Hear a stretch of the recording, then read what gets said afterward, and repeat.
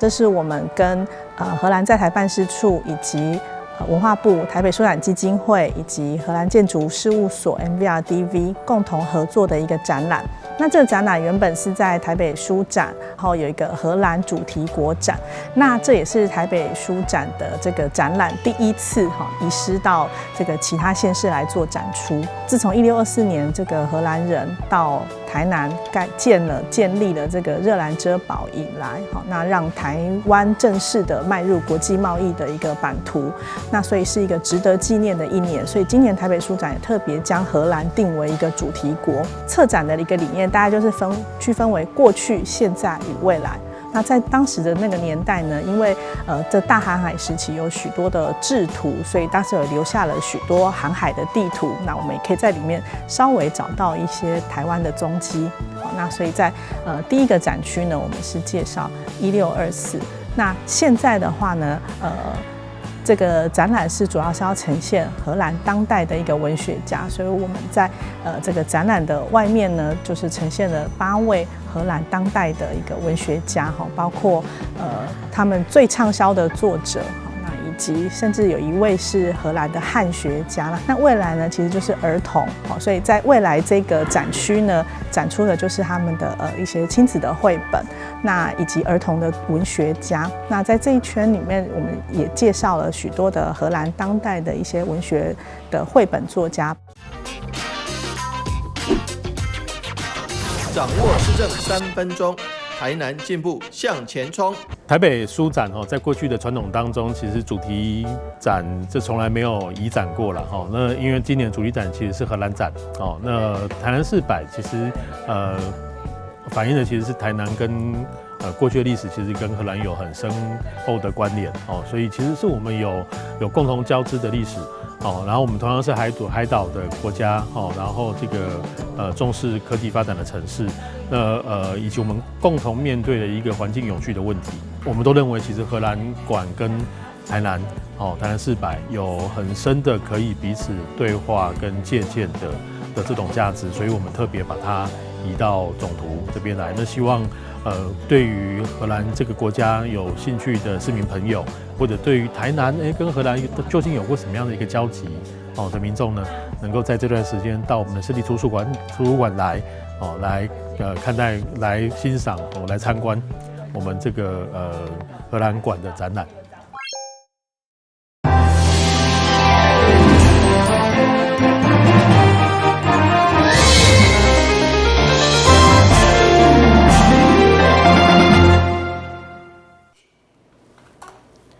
你好，是阮嘅欢收看6月13號嘅中間台南電新聞。台南市鐵路地下化工程伫10幾年前就核定，而隨着南科快速發展，影響新化嘛用力市區，所以立委林俊憲就邀請立法院交通委員會南下會勘，特別爭取鐵路地下化向北延伸到影響新市段立體化，另外嘛爭取捷運黃線可行性嘅評估經費。立委林俊憲及立法院交通委員會交通部長李明諫等相關單位來到永豐區康橋大道鐵基路口現場會勘，爭取鐵路地下化工程會當延伸到永豐甲新區。這兩區因為南科嘛容易市區，南科的出入每天那麼多人，那你還要再塞在新市的平交道這個實在是看起來我們真的是有一點落伍了我們也希望能夠盡快改善啦。台南市區鐵路地下化工程進度已經來到86.2%。根據市府評估，為現行計劃重點向北延伸到永豐車站，總經費需要357.24億。新市段採用高架化，總經費142.37億。兩案加起來，林俊憲總共向中央爭取補助300億。我會盡速的來審議，那希望院裡面能夠盡速的來核定這個鐵路地下化延伸到永康的方案。另外，台南捷運部分目前以南線進度上緊，進入核定階段，日線、輕日線嘛佇可行性研究階段。後一條需要開始規劃路線，林俊憲認為是黃線，嘛向交通部爭取2500萬可行性評估經費。那從我們台南市的南區經過了安平中西区接到安南区来，然后从安南区呢接到科工区哈，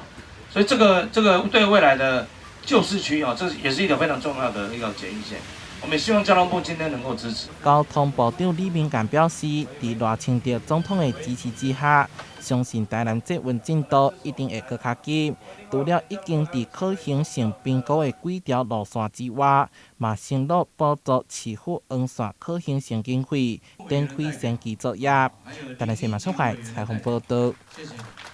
过去只要营运在顺，旁龙总是爱面临是直接或者是间接的损失，才有法度得到救助。对此，积极争取旁龙宽裕的立委陈天辉表示，现在问题终于解决了。农业部将公告今年旁龙得当申请救助。因为气候和今年春天的来至，营运开花状况无好，只有3-4成，连带造成旁米生产大减约8成。不过，全国旁农却无法度得到农业天然灾害救助。对此，立委陈天辉接到全国旁农比例上济东山农会之前，4月8号就举办座谈，要来解决争议，要求1个月后要有相关检讨。经过立委持续追踪，终于有了好消息。6月6号，伫农业署等相关单位陪同，确定农业部将要公告，也就是今年旁农得当申请救助。因为原底办法是无这种没有这个救助的方式，所以咱一定要先去修正，去修正了，完成完成了，必须讲再开一个专家会议再开一个专家会来确认讲，这个我们所公告的，就是讲专线内底，你主要你咧种营养花的这个山区内底有5成内底无开花，这5成内底将近有7成内底就是讲已经就是拢达到这个面积了，那我们就可以来公告为全国救助。咱今年要甲大家报告好消息，就咱旁农已经会当有摕到这个救助，而且呢，因为咱的旁农拢有登记，所以呢，咱唔免搁去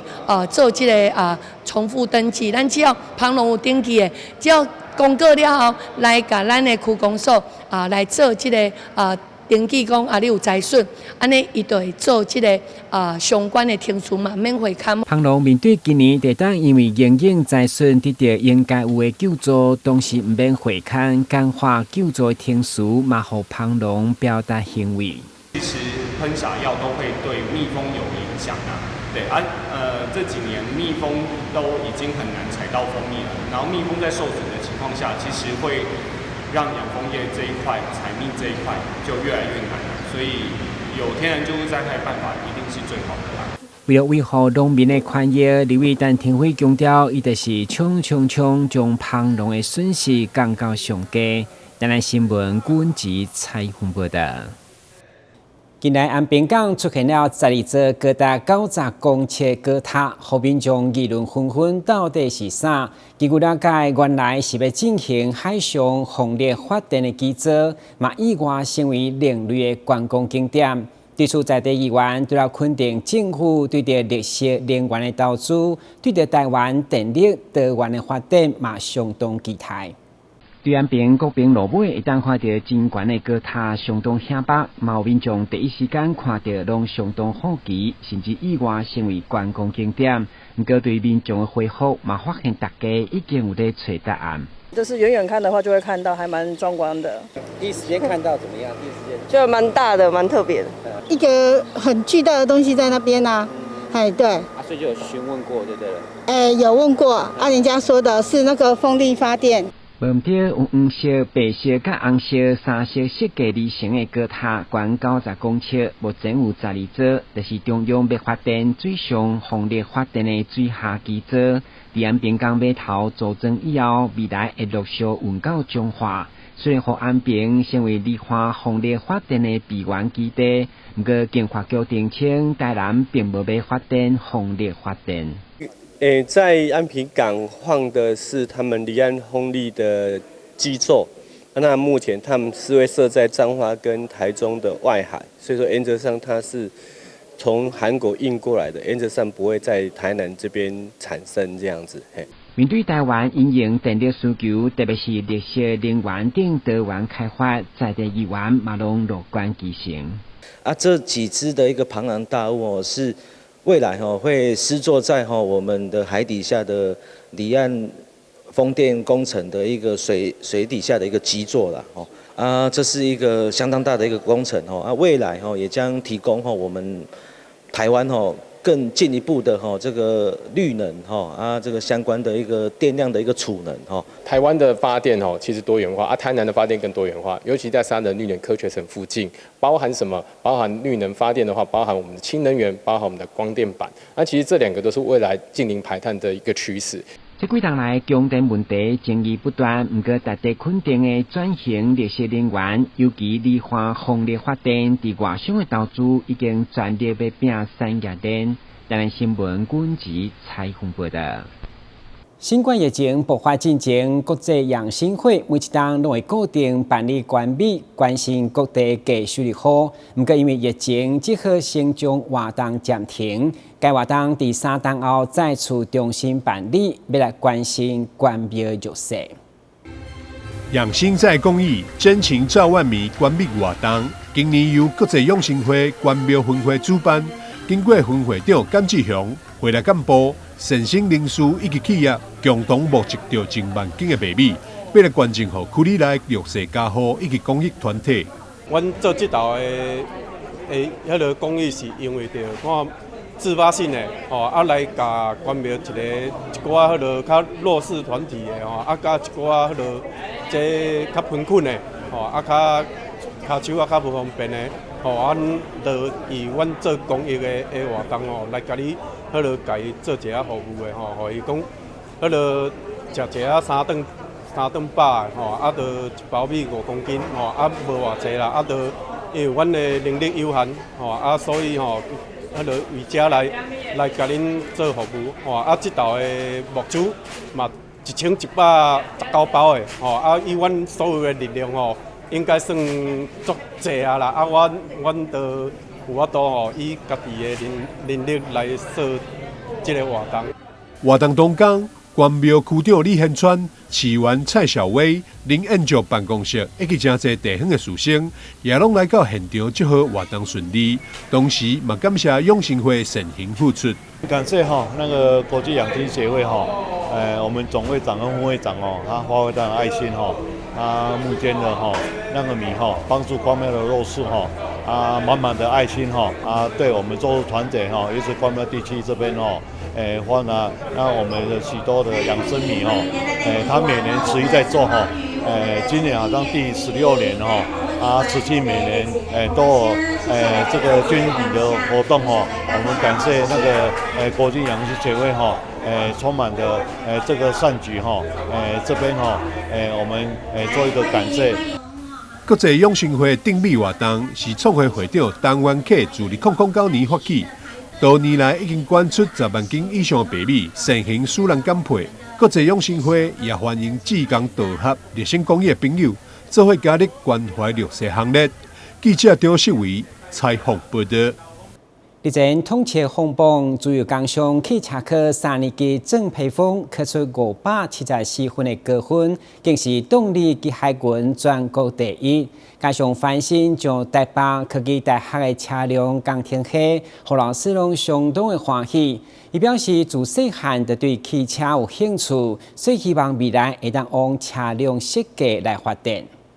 慈幼工商校长陈素贞前往汽车科学生郑佩峰家里贴榜，一家人欢喜藏不住，因为他不仅统测考出574分，更是动力机械群全国第一，又以繁星录取汽车科第一学府台北科技大学车辆工程系。我想当那个车子的就工程师或是设计师这样。我喜欢去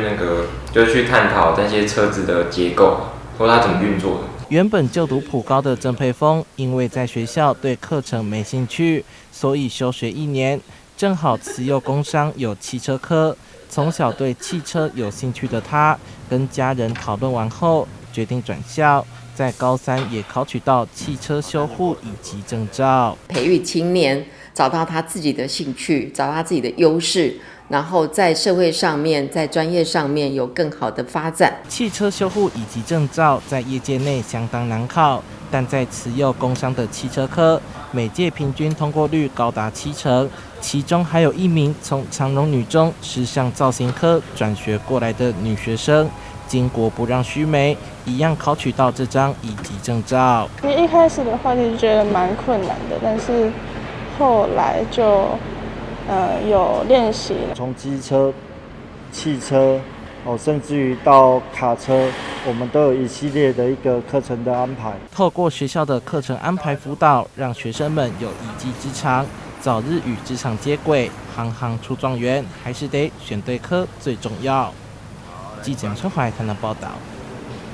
疫情爆发以后，改变了真侪代志，嘛，互高雄有一间生活艺术空间停止营业。不过，伫因重新整修转型为素食以后，颠倒符合当地气质，互人客愿意一来再来。我觉得空间给人的感觉很舒服，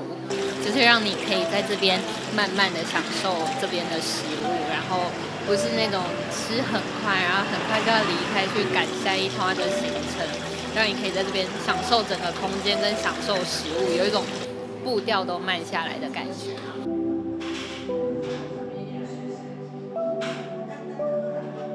独特的人文气息，充满艺术色彩的空间。这里是位在高雄的老字号生活艺术空间，至今屹立不摇40多年，几乎称得上是在地相当重要的复合式艺文中心。过去基本上菜单荤素皆有，但在2021年的疫情影响下，经营者转念后决定转型蔬食，默默的也让这里的气质更加提升。艺术房伊是一个艺术人文的空间就是提供给大家唔止会当踮遮用餐，嘛是会当欣赏到一寡画作人画的物件。古长期用安尼用心的这个经营，所以咱艺术房的这个所在呢，出入你看会到，大家人的气质拢袂歹但是讲同道相好拢会来，一个报一个来。艺术房遮推荐用素的来互大家人用餐，是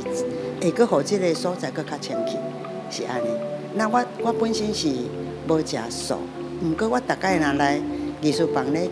用餐，我拢感觉足欢喜的啦，迄个欢喜心来用这个素，爱的素甲用心。优先采购有机食材以及当地当令食材是他们的特色，在烹调时也减少添加物使用，并遵循永续生态的原则，也让他们获得了绿食宣言认证，蔬食转型落实得更加彻底。以前基于种种困难，因为艺术坊到现在也接近40年了。你看，在疫情的那时候荤转素，那也是经过30几年，你突然临时要叫伊改素的比较简单。可是他一直在酝酿中，他一直想要有时候我们一直想的酝酿中，刚好就有疫情所以刚好趁这个机会也把它变成就是这个动力因为所以说。好事坏事难说嘛，因为疫情的关系，他把它缩编了，然后趁这个机会重弄干脆也是就弄成素的。我自己觉得，荤转素的艺术坊的空间让我觉得我更喜欢转型为蔬食后，似乎更符合这里的气质。这里的每一道料理就像家常菜，但又有着独特的高级感。即便是看似平凡的水饺，以及很常见的猴头菇，也能被料理得别出心裁。被坚果味提香的拌面，更有被艺术熏陶过的浓郁香气。我觉得比起家常菜更有一种高级的感觉，然后他们很强调食物的原味，不会做过多的调味，所以你吃的过程中尝到食物最原本的味道，很舒服的感觉，就是用餐环境也好，还有它料理的内容，对它的食材很新鲜。这个空间虽然是经营者的，但同时又是大家的。这里虽然是个餐饮空间，但又同时是个画廊与艺术空间。这个空间希望可以让人在城市里感受到大自然的舒适，并透过健康的生活品质、态度和饮食，让所有人都把艺术生活化。记者朱静伟、周福庆高雄报道。桃从市立图书馆6月举办爱读图书馆的系列活动，邀请受众人欢迎的水豚君来担任活动大赛。除了有市集、有讲故事比赛，也有儿童绘本的舞台剧等活动，希望借此鼓励亲子做伙阅读。桃园市立图书馆跟桃之道6月举办水豚君爱阅图书馆系列活动，包含水豚君快闪市集、说故事比赛、小书虫市集、阅读创意室、儿童绘本舞台剧以及好书交换等活动，希望借此鼓励家庭阅读。除了远离沉迷3C， 也透过共读加深家人情感。最重要的就是结合了这个盛名文具的这个水豚君 IP。那这一次活动的亮点就是说，第一个它为期1个月哦，有1个月的时间。那1个月的时间，除了有我们的快闪店，还有我们大家大朋友小朋友都很喜欢的这些玩偶，另外还有一些文创的商品。更重要的是，我们结合了图书跟阅读的活动，在每个周末都会有一系列的活动，在这边包括有像这个小书虫书室，还有这个阅读创意室，还有甚至跟舞台剧结合。那在 weekend 的时候都可以欢迎阖家大小一起来。那很重要的就是还有一个刚刚我们这个见面的这个聊书哦，那就是透过每个人他自己阅读之后的心得推荐，然后再一棒一棒的传下去，让这个阅读的风气跟氛围能够更加的扩散。市召会馆长表示，现在3C 产品对孩童影响严重，家庭的气氛因为少了阅读而越来越疏离。因此，桃园市总图推动明日家庭阅读计划，希望家长带孩童每天花10分钟阅读，可以发现与培养专注力，也能让小朋友一起分享阅读心得，增进家庭的紧密关系。所以我们推动明日家庭阅读计划，就是希望家长跟小朋友能够每天播10分钟、15分钟一起共读，可以读任何一本你喜欢的书。那图书馆有非常多的馆藏，适合不同的年龄，特别是小朋友，我们有非常多的绘本，非常的精彩。那家长可以跟小朋友阅读一些书籍，借由这个10分钟、15分钟，你可以看到小朋友专注的神情。那你可以发现他慢慢长大了，甚至你可以跟他谈一谈他阅读的这故事带来什么样的新的内容。馆长表示，为了鼓励民众多阅读，桃园市的图书分馆不仅有丰富的馆藏书籍，也配合各种节庆举办特别活动，也会跨单位合作举办多元活动，欢迎大家一起到图书馆放松，进而爱上阅读。那图书馆有40个分馆，分布于13个区，我们有非常多适合小朋友的书籍。其实不只是书籍，我们还有各种的视听、影音、英语学习。那我们也办了故事妈妈、作家座谈，甚至于讲座等等，非常适合阖家一起来参加。像前几天世界儿童游戏日，我们就在巴德儿童馆举办了一系列的活动，那完全免费，那非常适合小朋友来参加。其实小朋友可能那些字啊，太多的字，他可能一时没办法消化，所以我们一些桥梁书，甚至于是绘本，那其实也借由活动、手作、手读，甚至于让他玩游戏，从这个过程中来学习。那家长陪伴，我觉得这就是一个最美的风景，就是阅读。这次的水豚君爱阅图书馆活动，特别邀请广受众人欢迎的疗愈系巨星水豚君担任活动大使。水豚君与世无争的生活在大草原中的形象，就犹如阅读者徜徉在书海当中，让人脱离了生活中的烦恼。活动期间，艺文广场还设置了水豚君打卡陈列点，让水豚君跟他的好伙伴带领大家开启阅读旅程。记者赖伟一投影报道。高雄车站第2阶段的工程进度已经超过8成，预计今年12月就当完工。对此，高雄市会嘛到场考察车站的整体功能，因特别希望会当改善车站甲周边商圈的串联通道，才有机会振兴周边网络的商圈。高雄车站的2阶工程进入尾声，整体进度已经超过8成。预计12月可以完工启用，届时隔开6年多的圆形广场，南北两侧将正式成园。高雄议会的交通委员们也到场考察整体施作状况，确认是否有需要改进和补强的地方。现场就提出了车站和在地的商圈好像无法有效的串联，希望针对这块来讨论研拟改善办法。那我们也发现到说，其实它跟周边的长明商圈跟后益商圈其实连结度并不够，所以过去我们本来认为说它应该是像台北车站一样会有连接的地下通道，但是发觉它并没有做到这一块，所以后续我们也有请相关的铁工局能够尽快的加速看要怎么样去做改变。为了让新的高雄车站有便捷舒适的空间，并且串联起周边，以带动车站商圈的发展，委员会提出了各种看法，希望这座全台最新的车站完工启用后，功能性可以不要掉漆。当然，之前也有议员去提到说，是不是要做高架的联通？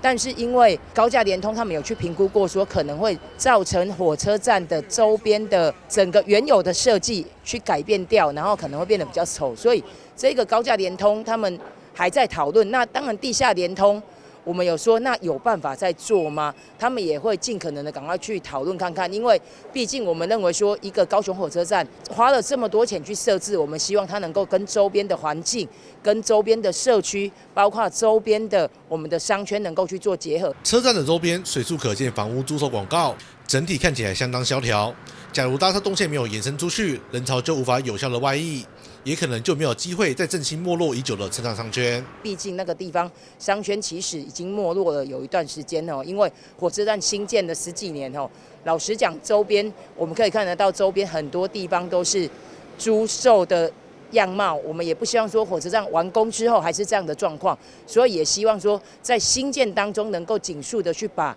该解决的模式、该解决的一些